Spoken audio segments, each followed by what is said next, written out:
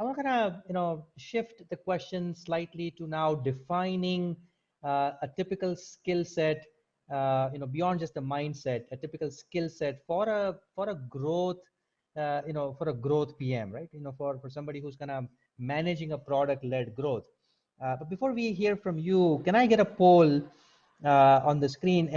We've heard these are the 5 things at the Institute that we've heard now over the last 2 years, especially when we've interviewed and we've worked with several leaders around the world on how they've defined. In fact, OpenView has written a whole section. They've kind of popularized this whole word of product-led growth.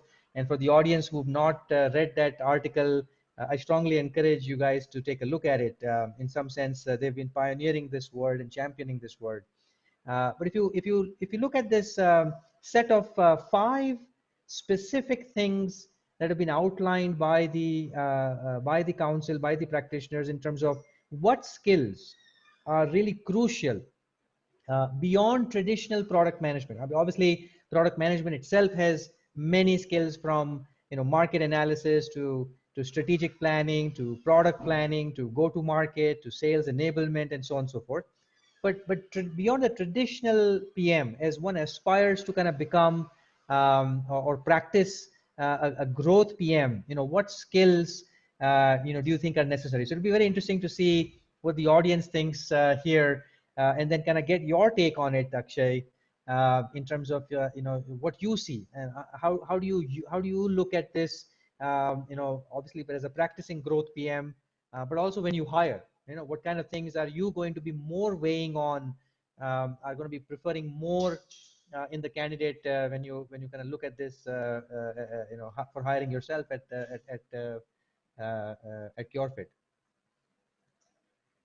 So let's see what so the polls, the results are in front of you, and it's very interesting.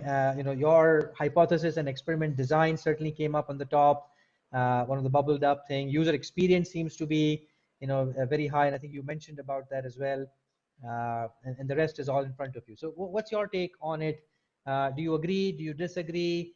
Is there something else beyond the 5 that are core skills that are mentioned here that you believe every PM, every growth PM needs to have beyond traditional product management?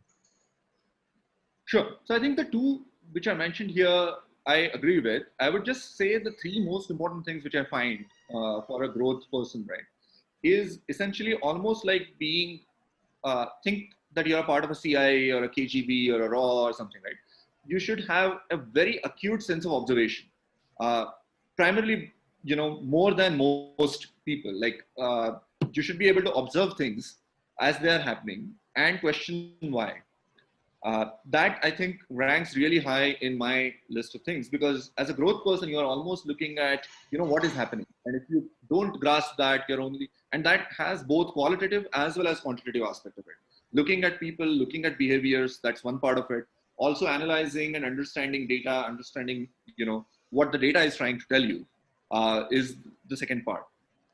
Then beyond acute sense of, observation is essentially being able to synthesize and hypothesize as to the why of whatever that you're observing, right? One is essentially your observation, and power of observation gives you that data point or that data plateau on which you can rest. And then really questioning why until you're not satisfied. Again, going, I would say, not 2 steps, but 5 steps ahead of a general person, that, if this happened, then why this? If this, why did not this happen? Having that skeptic mind and continuously questioning why is something happening or why is something not happening.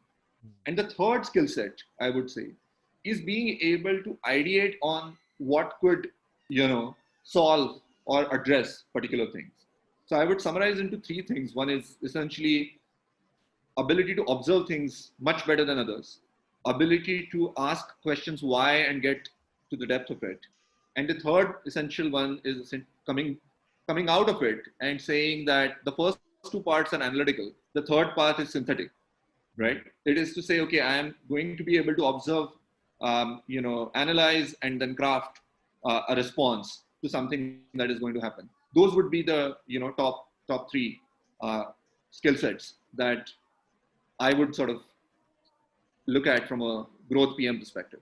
Makes sense. Makes sense. And I think the first, first two at least are kind of part of that empathy, that empathy mapping, that whole, design thinking principle. But I think the last one is interesting because now you have to kind of synthesize, as you said, put forward a prototype of how you're going to solve that. Now, just getting the insights of what's wrong or what is the problem is not enough. You need to have a version of a solution that's kind of acceptable Yeah. in many And I sense. think Yeah, very that's good. what makes the difference between a product person and an analyst. I think the first Hmm. two parts are more analytical, and Hmm. being able to, switch gears from being analytical to being synthetic, because these are exactly opposite things, right? Absolutely.